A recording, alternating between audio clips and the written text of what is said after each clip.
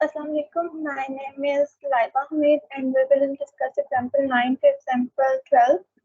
In the first example, we have a box A which contains 5 green and 7 red balls, and another box B which contains 3 green and 3 red balls and 6 yellow balls. A box is selected at random and a ball is thrown at random from it. What is the probability that the ball thrown is green? इसमें हमारे पास दो boxes हैं, एक ए और B. ए में 5 green और 7 red balls हैं, जबकि बी में 3 ग्रीन और 3 रेड बॉल्स हैं. और हमने ये देखना है, एक बॉल उसमें से हम निकालेंगे रैंडम में और हमने देखना है कि हमारे पास क्या प्रोबेबिलिटी आती है कि वो बॉल ग्रीन है. ई रिप्रेजेंट करता है इवेंट के ग्रीन बॉल ड्रॉ हो, और ई जो है वो इक्वल है ए इंटरसेक्शन ई के और बी इंटरसेक्शन ई के. उसके बाद हमारे पास प्रोबेबिलिटी ऑफ ए है 1/2 एंड प्रोबेबिलिटी ऑफ बी है 1/2. अब हम प्रोबेबिलिटी ऑफ ई जब लेंगे तो वो हमारे पास इक्वल आएगी probability of A intersection E plus probability of B intersection E, जो कि हमारे पास आती है. अगर हम इसे खोलते हैं तो वो हमारे पास एंड पर आकर 1/3 आ जाती है. मतलब हमारे पास चांसेस कि एक ग्रीन बॉल ड्रॉ होगी उसकी प्रोबेबिलिटी 1/3 है.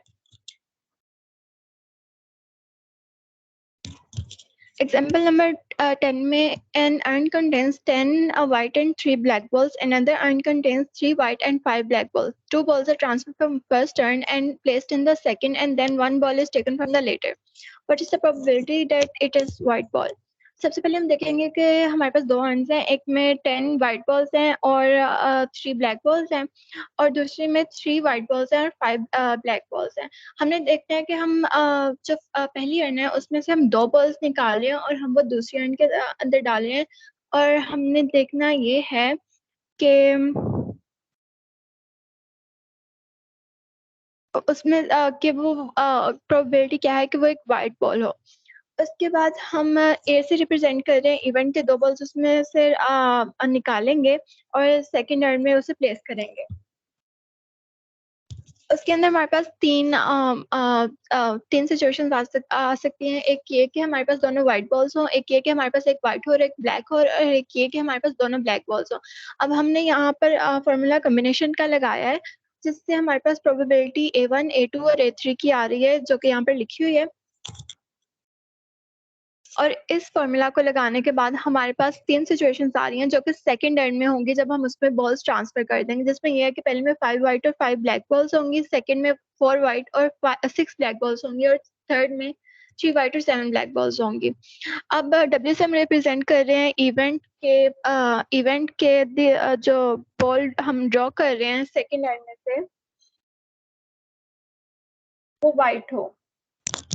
उसके लिए हमने प्रोबेबिलिटी का फिर से फॉर्मूला लगाया है, जो कि हमारे पास आएगा प्रोबेबिलिटी पहले की आएगी A1 इंटरसेक्शन W और ऐसे सबकी आएगी, और हमने इसकी प्रोबेबिलिटी फाइंड की है 0.4538. उसके बाद हमारे पास एग्जांपल नंबर 11 आ जाएगी. उसमें हमारे पास 3 अर्न्स हैं, सेम अपीयरेंस की हैं. पहले में 5 रेड और 7 वाइट बॉल्स हैं, सेकंड में 4 रेड और 3 वाइट बॉल्स हैं, और थर्ड में 3 रेड एंड 4 वाइट बॉल्स हैं.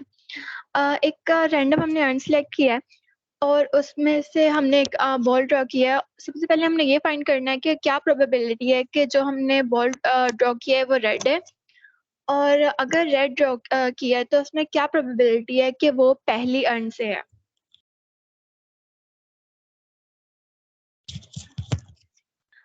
Here we select one of the 3 urns and then draw a ball which is either red or white. In other words, we perform a sequence of 2 experiments. This process is described by the probability tree diagram, in which each branch of the tree gives the respective probability. उसमें से हमने सबकी probability ली है कि किस में से draw होगी, जो कि 1/3 आ रही है. रेड बॉल अगर उसमें से ड्रॉ होगी तो हम उसमें हम उसमें फॉर्मूला लगाएंगे प्रोबेबिलिटी का, जिसमें प्रोबेबिलिटी ऑफ ए मल्टीप्लाई हो रही है प्रोबेबिलिटी ऑफ आर गिवन ए से, और ऐसे प्रोबेबिलिटी ऑफ बी मल्टीप्लाई हो रही है probability of R given B से, और ऐसे सी की हो रही है. अभी फॉर्मूला इसमें हम इसकी वैल्यूज डाल देंगे तो हमारे पास आ जाएगी 0.4722. उसके बाद सेकंड में हमने ये फाइंड करना है कि क्या प्रोबेबिलिटी है कि वो फर्स्ट टर्न से हो. फर्स्ट टर्म से हम उसे ड्रॉ करें। तो उसके लिए हमने probability of A given R लिया है, उसका आगे फॉर्मूला लगा दिया, उसमें वैल्यूज डाल दिया, हमारे पास वो आ गई 0.294।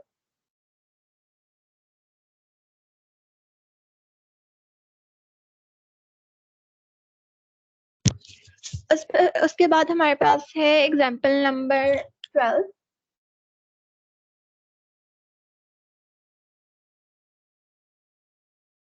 अच्छा, यहाँ पर उन्होंने हमें probability of A, probability of B और उसकी सबकी वैल्यूज दी हैं और हमसे उसका रिलेशन पूछा है। इसमें हम वेरियस फॉर्मूलाज लगा देंगे जो हमने पढ़े थे और उसका हमारे पास आंसर आ जाएगा। उसके बाद एग्जाम्पल नंबर 12 में उन्होंने हमें कहा है कि एक सिस्टम में 2 कंपोनेंट्स है ए और बी, जो कि कनेक्ट किया हुआ, जैसे हमें डायग्राम में शो किया हुआ है। अगर सिस्टम तभी फंक्शन करेगा जब दोनों कंपोनेंट फंक्शन करेंगे और ए के फंक्शन करने की प्रोबेबिलिटी 0.98 है और बी के फंक्शन करने की प्रोबेबिलिटी 0.95 है। अगर ये दोनों इंडिपेंडेंटली फंक्शन करते हैं तो क्या प्रोबेबिलिटी है हमारे पास कि सिस्टम फंक्शन करेगा। अब इन्होंने हमें कहा है कि सिस्टम तब फंक्शन करेगा जब दोनों ये फंक्शंस जो हैं वो काम करेंगे। इस वजह से इस सिस्टम फंक्शन करने के लिए हमें probability of A intersection B लेना पड़ेगा, जो कि इक्वल आएगा probability of A probability of B के। और इसकी हम वैल्यूज हमें उन्होंने दी हुई है, हम उन्हें मल्टीप्लाई कर देंगे और हमारे पास 0.931 इसका आंसर आ जाएगा।